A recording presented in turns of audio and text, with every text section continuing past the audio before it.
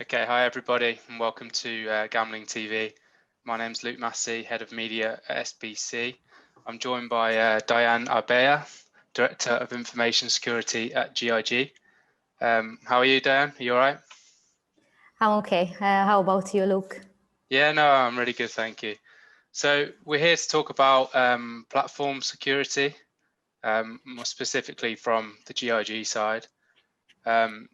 I think we want to start by talking about your recent ISO certification for front-end development.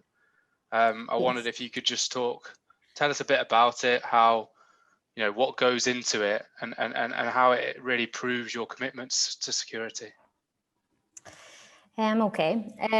So basically, on this topic, if it's okay, I'd like to start off by explaining a bit what ISO 27001 is. I mean, there are a number of audits that gaming companies can do and have to do. Yeah. And ISO 27001 is another type of audit that we've been through in order to get the certification.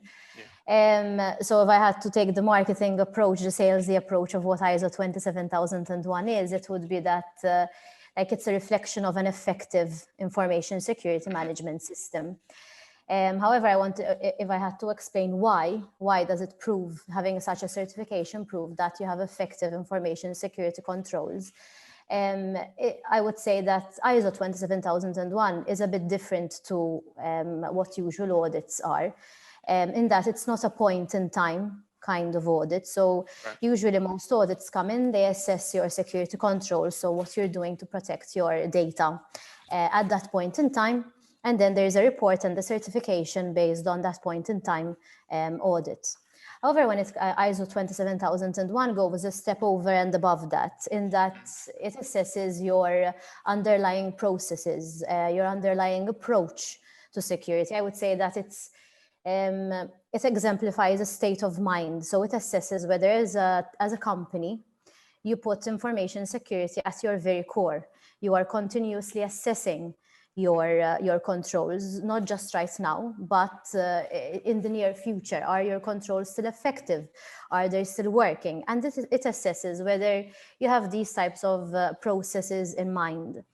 And the reason why it's so important and why we actually went for this kind of certification is because continuous reflection of your controls is very important, because risk is continuously being introduced in an organization. So whether it's because you've changed your business processes, or you've decided as a gaming company you're going into a new regulation, or whether it's because a bad actor, a hacker, decided to come up with a new virus, a new malware. Yeah.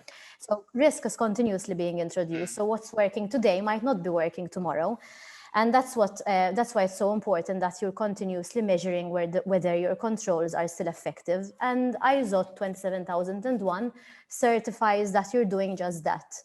You have that kind of process, that kind of mentality in mind. So that's why at GiG it's not just our front-end development products that are ISO 27001 certified, but also our core platform product and also GiG Data, our data warehouse. Okay. I don't know whether that answers your question. No, definitely. I mean, so if we take ISO 27001, which isn't the easiest thing to say, if you consider that as like a gold stamp of you're doing things the right way and your processes and controls stand up from a security perspective, can you just talk a bit more specifically what you do from a GiG perspective, what it is you're doing that leads you to a point where you're commended or certified for this? Yes, of course. So at GiG, information security is not just seen as a tech problem. It's not seen in silo. It's actually part of our strategy. So even if you look at our strategic priorities, information security is right there. From the very top to the very bottom, it's part of everything that we do. So obviously it is part of all our decisions.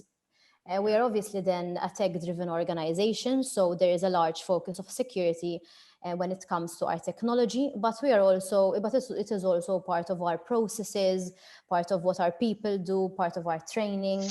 Just to give you an example, if we have, for example, to add a new feature to our products, a new regulatory requirement that our clients need, it's not just the compliance team, the product team, and the tech team that are involved in creating this feature and releasing this feature for our clients, but it's also the security team. We're there from the start to make sure that when this feature is actually designed, it has security in mind from the start, rather than let's design this feature, let's do it, and then maybe tell security later and hope to add security at a later stage.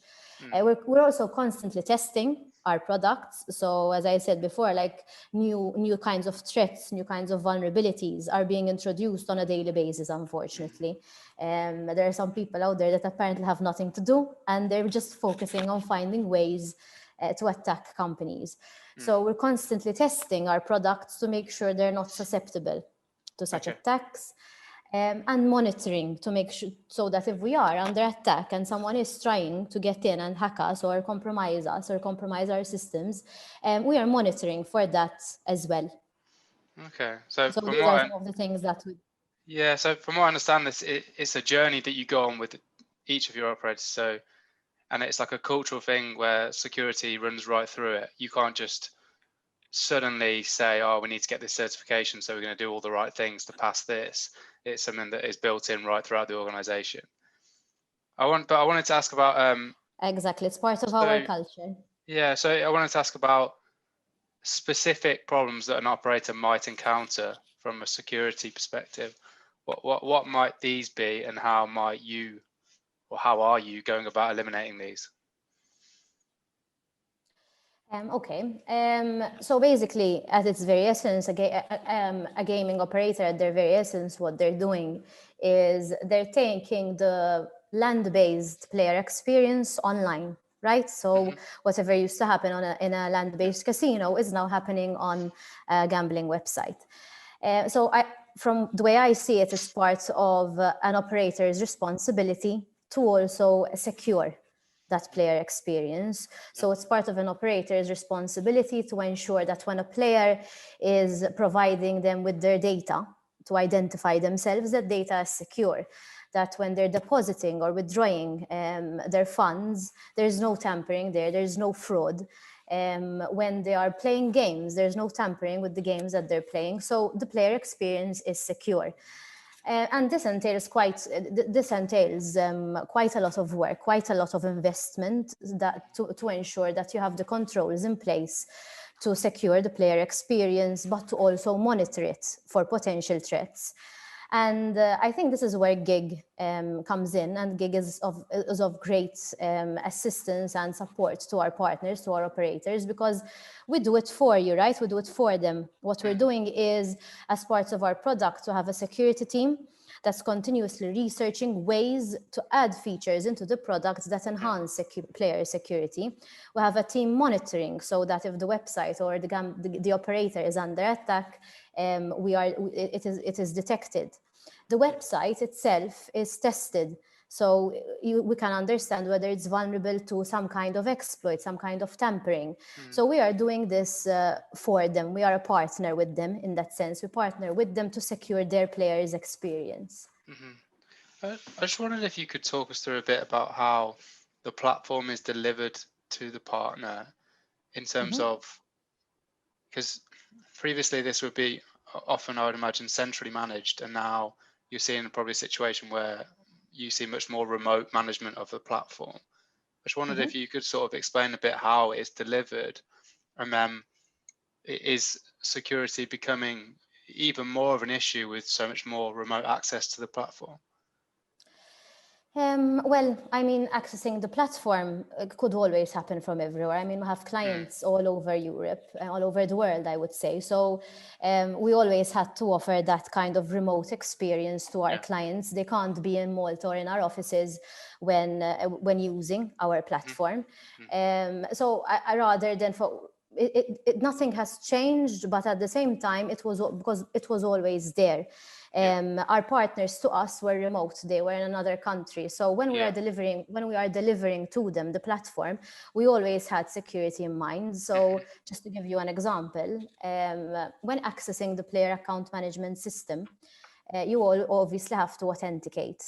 What we did to add an extra layer of security there is we added what is called zero trust technology. So you would add another layer of security in front of the platform, so that before the employee of our clients, the employee of our partners accesses the platform, they would have to go through this extra layer of security to ensure that it's them, to ensure that it's the employee that's trying to access it, not a bad actor. So this is something, for example, that we would have done to enhance the security around the platform. Okay, I mean, I was going to ask actually, have you made any tweaks to the platform based on this in terms of more people and accessing the platform remotely? But I think you've probably sort of picked up on that in your last answer. Yes, we did. And something else that we do is something else that we're doing to enhance platform protection at the moment is we're also enhancing monitoring. We're continuously investing in security monitoring at GiG because we understand that there's no such thing as perfect security, right? You do your very best to have security there from the start, to have a secure technology, secure products. But then we also need to keep in mind that new threats are continuously being introduced. So as part of the security team's responsibilities, we need to monitor to make sure that if there is a threat, we're catching it. And that is something that we've been working on at GiG in the past months to actually enhance security monitoring, to actually make sure that we are doing our very best to detect a potential attack at the very earliest and reduce impact on our partners. Okay, and if you had to say the sort of key factors that an organization should consider when they're sort of building up their product, thinking about security, what might that be, or those be? One thing I would definitely say is make sure that security is part of your strategy. So that's definitely a recommendation I would make to any organization that's investing in security. Don't treat information security as a tech problem, as something in silo, because you can have the most secure tech in the world. If your processes are not secure, if your people are not educated and they're not trained on security, if you don't have processes to assess your suppliers, to ensure that your suppliers are secure, then there's no use in having the most secure technology in the world. It needs to be a balance, so it needs to be everywhere. So that's what I think that's one of the things I would definitely suggest is making security part of your business strategy, making it part of your business priority, and to work with stakeholders. Don't try and do it.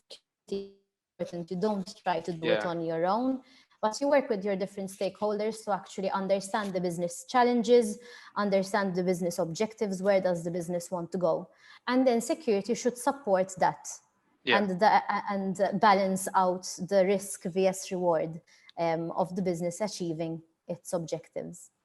Okay, that's what I would say. Yeah, and if we just get a final question on sort of what's coming next. Obviously, we talked a bit about tweaks you've made to the product, different sort of security elements that have been built in to cater for more sort of remote access and that sort of thing. What else? What can we look forward to, or what's next in the pipeline in terms of security from your platform perspective?